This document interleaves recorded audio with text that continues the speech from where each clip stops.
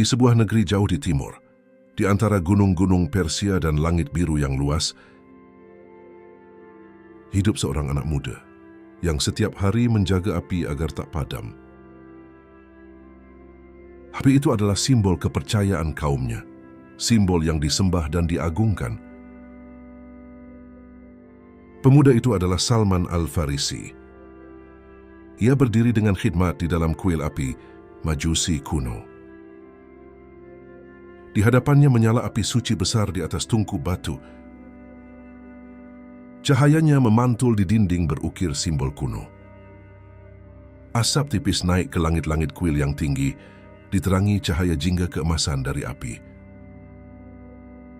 Namun, di dalam hati anak itu, ada api lain yang menyala, yaitu api pencarian kebenaran. Pemuda inilah yang kelak menempuh perjalanan panjang, menembus bangsa dan benua. Demi satu hal yang dicari seluruh jiwa manusia, yaitu kebenaran tentang Tuhan yang sejati. Ini bukan sekedar kisah tentang harta atau kekuasaan, tapi kisah tentang iman yang dicari dengan air mata dan pengorbanan. Inilah kisah Salman Al-Farisi, radhiyallahu anhu. Seorang pencari kebenaran yang menemukan cahaya Islam di ujung perjalanan panjangnya. Di tanah yang subur dan indah bernama Isfahan, hiduplah seorang anak lelaki bernama Salman bin Islam, yang kelak dikenal dengan nama Salman Al-Farisi. Ia tumbuh dalam keluarga kaya dan terpandang. Ayahnya adalah kepala desa dan sekaligus penjaga kuil api. Seorang pemeluk agama Majusi yang taat. Sejak kecil, Salman hidup dalam kasih sayang berlimpah. Ayahnya begitu mencintainya, sampai-sampai ia tidak mengizinkan Salman keluar rumah sendirian.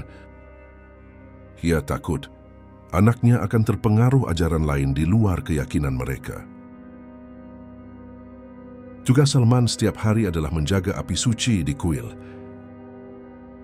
agar nyala api tidak padam. Sebagai simbol penyembahan mereka kepada Tuhan api. Namun di dalam hatinya yang muda, Salman sering bertanya-tanya, apakah api yang kami nyalakan sendiri ini benar-benar Tuhan? Pertanyaan itu berputar-putar dalam pikirannya. Tapi ia menyimpannya sendiri, takut dimarahi sang ayah. Suatu hari, ayahnya memintanya pergi ke kebun untuk urusan keluarga. Di tengah perjalanan, Salman mendengar suara nyanyian dan doa dari sebuah gereja kecil. Dia berhenti mendengarkan dengan takjub. Ia melihat orang-orang berlutut, berdoa, dan memohon kepada Tuhan yang tidak terlihat. Hatinya bergetar. Inilah agama yang lebih benar daripada penyembahan api, pikirnya. Hari itu, Salman terlambat pulang, sehingga ayahnya marah besar. Ketika Salman jujur menceritakan apa yang ia lihat, sang ayah langsung mengurungnya di rumah.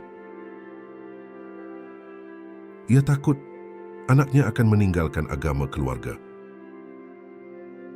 Namun, api kebenaran sudah menyala di hati Salman, dan tidak ada yang bisa memadamkannya. Suatu malam, Salman memutuskan untuk melarikan diri. Dia bergabung dengan rombongan pedagang yang hendak pergi ke negeri Syam, tempat asal agama Nasrani. Di sana, ia mencari seorang pendeta yang dikenal saleh dan bijak. Pendeta itu mengajarinya tentang tauhid, tentang satu Tuhan yang mencipta langit dan bumi. Salman belajar dengan sungguh-sungguh. Namun setelah beberapa waktu, pendeta itu wafat. Sebelum meninggal, ia berpesan kepada Salman, "Wahai anakku, carilah seorang rahib di Mosul. Ia masih memegang ajaran yang benar." Namun setelah pendeta itu wafat, Salman melihat bahwa pendeta tersebut menyalahgunakan harta persembahan umat, menyimpannya untuk dirinya sendiri. Maka Salman kecewa. Ia menunjukkan kepada orang-orang tempat penyimpanan harta itu. Kemudian Salman pun pergi ke Mosul, belajar kepada guru berikutnya. Setelah beberapa tahun, ketika pendeta itu meninggal, ia diarahkan ke pendeta lain di Nashibin, Nusaybin, wilayah Turki modern. Dan setelah itu, ia diarahkan lagi kepada pendeta terakhir di Amuriya, sekarang wilayah Turki bagian barat. Setiap gurunya mengajarkan nilai keimanan, kejujuran, dan kasih sayang. Tapi selalu, sebelum Salman benar-benar puas, gurunya wafat dan menunjuk guru lain. Pencarian itu berlangsung bertahun-tahun. Salman menghabiskan masa mudanya berpindah dari satu negeri ke negeri lain demi mencari kebenaran. Di Amuriya, Salman berguru kepada seorang rahib terakhir yang sangat bijak. Saat sang rahib menjelang ajal, Salman bertanya, "Kepada siapa aku harus belajar setelahmu?" Sang rahib menjawab, "Wahai anakku, tidak ada lagi orang yang mengikuti jalan kami dengan benar, tetapi telah dekat waktu munculnya seorang nabi. Ia diutus membawa agama Ibrahim. Dia akan lahir di tanah Arab, di sebuah tempat yang banyak pohon kurmanya.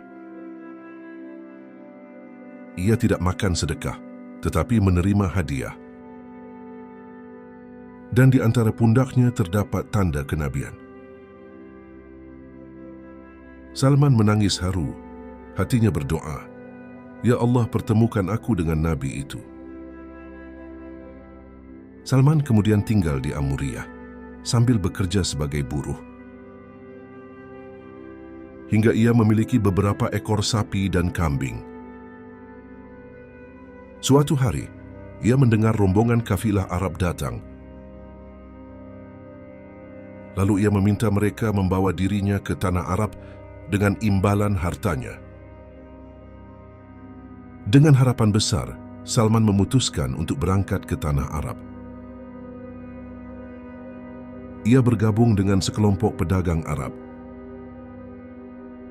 Setelah melalui perjalanan panjang dari Persia, Syam, Mosul, Nashibin, Amuriya, hingga Arabia, Salman akhirnya tiba di tanah Arab. Tapi malang nasibnya, para pedagang itu menipunya dan menjualnya sebagai budak. Ia berpindah tangan dari satu pemilik ke yang lain, hingga akhirnya dimiliki oleh seorang Yahudi dari Bani Quraizah di Madinah, yang saat itu masih bernama Yatsrib. Yatsrib saat itu adalah kota yang subur, dengan kebun kurma yang luas. Dan masyarakatnya terdiri dari suku Aus, Khazraj, serta komunitas Yahudi. Salman bekerja keras di kebun kurma milik tuannya, dari pagi hingga senja, di bawah terik matahari gurun. Namun, inilah takdir indah yang Allah rencanakan. Sebab, justru di Madinahlah Rasulullah akan berhijrah dan menetap. Di balik penderitaannya, Salman merasa tanda-tanda kenabian sudah dekat. Ia ingat ucapan gurunya yang terakhir di Amuriya.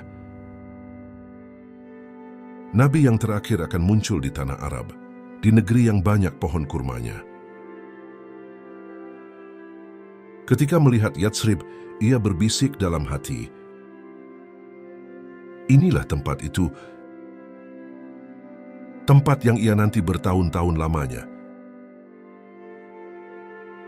Suatu hari, Saat Salman bekerja di puncak pohon kurma, ia mendengar tuannya berbicara dengan seorang kerabat Yahudi. Celakalah Bani Qailah, yakni kaum Aus dan Khazraj. Mereka sedang berkumpul di Quba menyambut seorang lelaki dari Makkah yang mengaku sebagai Nabi. Mendengar itu, Salman hampir saja jatuh dari pohon. Dengan penuh harap, ia segera turun dan bertanya, "Apa yang engkau katakan? Siapa dia? Apa cirinya?" Namun tuannya memarahinya dengan kasar.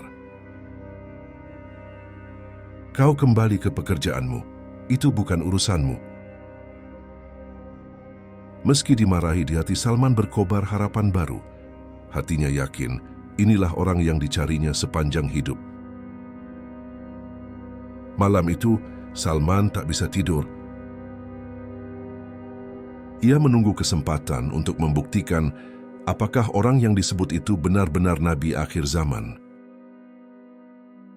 yang disebut oleh rahibnya dulu. Salman membawa makanan hasil kerjanya dan pergi diam-diam menuju perkampungan Quba, tempat Rasulullah baru tiba setelah hijrah dari Makkah. Ia mendekati Rasulullah dan berkata dengan rendah hati, "Aku mendengar engkau orang saleh dan sahabatmu adalah orang-orang yang membutuhkan. Ini sedekah dariku." Rasulullah menerima makanan itu dan menyuruh para sahabatnya memakannya. Namun beliau sendiri tidak menyentuhnya. Salman memperhatikan dengan hati bergetar. "Ini tanda pertama," katanya dalam hati.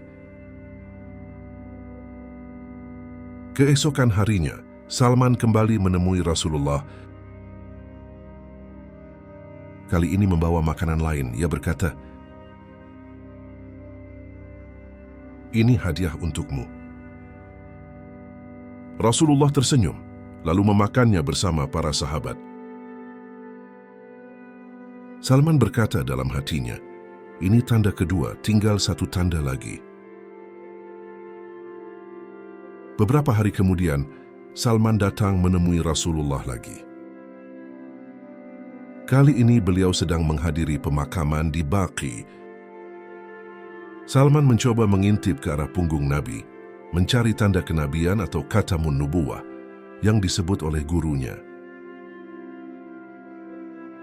Rasulullah menyadari maksud Salman, lalu menyingkap kain di pundaknya. Tampaklah tanda kenabian, seperti tonjolan kecil seukuran telur burung, dikelilingi beberapa bulu di antara kedua bahunya. Salman pun menangis terseduh, lalu memeluk Nabi seraya berkata penuh haru, "Aku bersaksi bahwa tiada Tuhan selain Allah, dan Muhammad adalah utusan Allah." Beliau tersenyum penuh kasih dan duduk bersama Salman, mendengarkan kisah panjang perjalanannya, mencari kebenaran dari Persia hingga Madinah. Namun Salman masih dalam status budak, sehingga ia belum bisa sepenuhnya bergabung dalam perjuangan kaum muslimin. Rasulullah bersabda, "Tulislah perjanjian dengan tuanmu untuk menebus dirimu." Tuannya meminta tebusan sangat berat, yaitu menanam 300 pohon kurma dan membayar 40 uqiyah emas, sekitar 1,4 kilogram emas. Maka Rasulullah mengajak para sahabat membantu Salman. Setiap sahabat menyumbang bibit kurma, dan Nabi sendiri ikut menanam sebagian dengan tangannya. Dengan berkah tangan beliau, seluruh pohon itu tumbuh subur tanpa satu pun yang mati. Beberapa waktu kemudian, datang emas dari peperangan, dan Rasulullah memberikan kepada Salman sejumlah emas untuk melunasi tebusannya. Dengan itu Salman pun merdeka. Ia kini bukan hanya bebas secara fisik, tapi juga bebas dalam iman dan hati. Ia menjadi sahabat Nabi yang dekat dan dicintai. Ia dikenal karena kecerdasannya, kezuhudan dan keteguhan dalam beribadah. Ketika Perang Khandaq, dialah yang mengusulkan ide menggali parit pertahanan. Ini merupakan taktik militer yang diambil dari pengalaman perangnya di Persia, yang belum dikenal bangsa Arab, dan ide itu menyelamatkan kaum muslimin dari pasukan Quraisy. Nabi bersabda tentangnya, "Salman adalah bagian dari kami, Ahlul Bait." Hadits riwayat Ibnu Majah Ahmad. Suatu kehormatan yang luar biasa. Seorang mantan budak dari Persia kini menjadi bagian dari keluarga Nabi. Setelah Rasulullah wafat, Salman termasuk di antara sahabat yang tetap setia dalam perjuangan Islam. Ia tinggal beberapa waktu di Madinah, lalu ikut dalam ekspansi Islam ke Irak dan Persia, tanah kelahirannya dahulu. Dalam riwayat disebutkan bahwa Khalifah Umar bin Khattab mengutus Salman bersama pasukan Islam ke wilayah timur sebagai pendakwah dan penasihat. Ketika kaum Muslim menaklukkan Al-Madain, ibu kota Persia kuno dekat Sungai Tigris, Salman menetap di sana, mengajarkan Islam kepada masyarakat Persia, kaumnya sendiri. Umar bin Khattab radhiyallahu anhu kemudian mengangkat Salman sebagai amir atau gubernur di kota itu. Namun jabatan itu tidak mengubah dirinya sama sekali. Ia tetap hidup sangat sederhana, memakai pakaian kasar, dan tinggal di rumah kecil dari pelepah kurma. Ia tidur di tanah, makan roti kering, dan selalu membantu rakyatnya dengan tangan sendiri. Suatu hari seseorang melihat Salman sedang membuat adonan roti dengan tangannya sendiri. Orang itu bertanya, "Wahai Amir, pemimpin, mengapa engkau sendiri yang mengaduk adonan?" Salman menjawab dengan rendah hati, "Aku menyuruh pembantuku melakukan satu pekerjaan lain. Aku tidak ingin membebaninya dua tugas sekaligus." Riwayat dalam Hilyatul Aulia karya Abu Nuaim. Meski menjadi gubernur, Salman tidak mengambil gaji dari Baitul Mal. Ia hidup dari hasil kerajinan tangannya sendiri, seperti membuat keranjang dari daun kurma. Dari penghasilannya itu, sebagian ia makan, sebagian ia sedekahkan. Beliau pernah berkata, "Aku heran kepada tiga hal. Orang yang yakin akan kematian, tapi tetap gembira. Orang yang yakin akan neraka, tapi masih tertawa. Dan orang yang yakin akan takdir Allah, tapi masih bersedih atas dunia." Di Al-Madain, Salman menjadi sumber ilmu dan hikmah bagi kaum muslimin. Al-Madain adalah bekas ibu kota Kekaisaran Persia kuno sebelum ditaklukkan oleh kaum muslimin. Ia sering menceritakan perjalanan panjangnya mencari kebenaran dari Majusi hingga Islam agar umat memahami nilai hidayah. Ia juga banyak bergaul dengan orang-orang miskin. Salman Al-Farisi tinggal di sana hingga wafat, dikenal sebagai guru dan penasihat kaum muslimin Persia.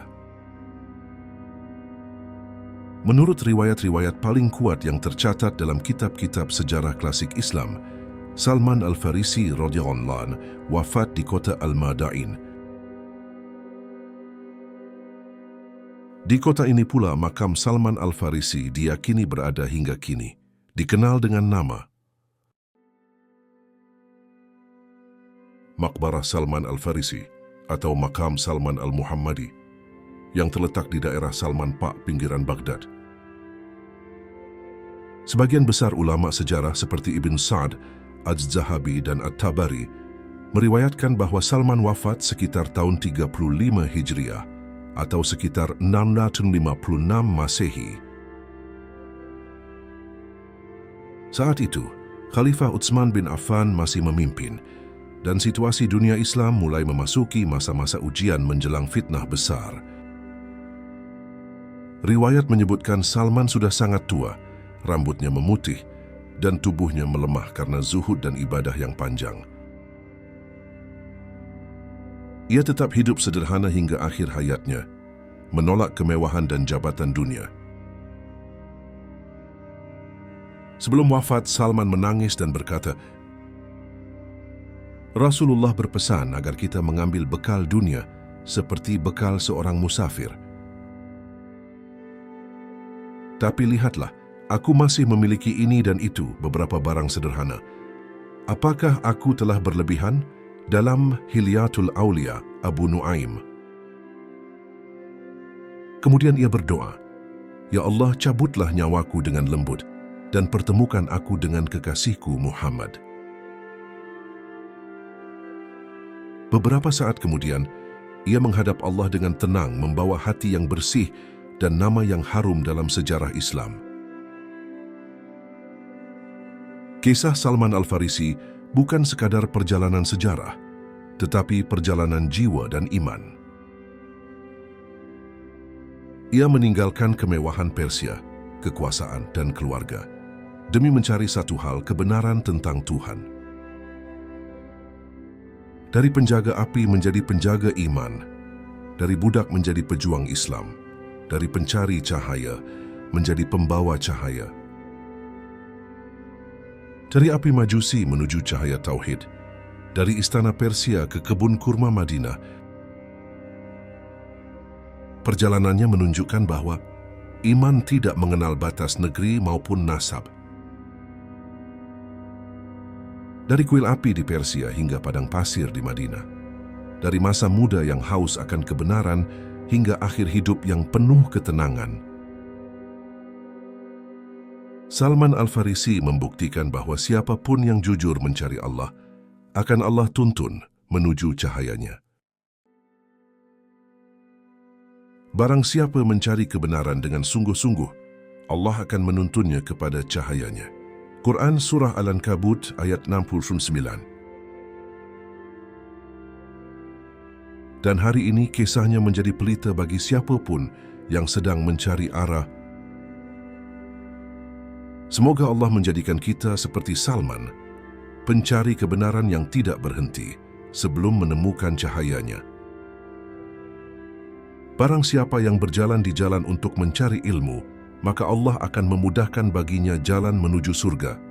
Hadits riwayat Muslim.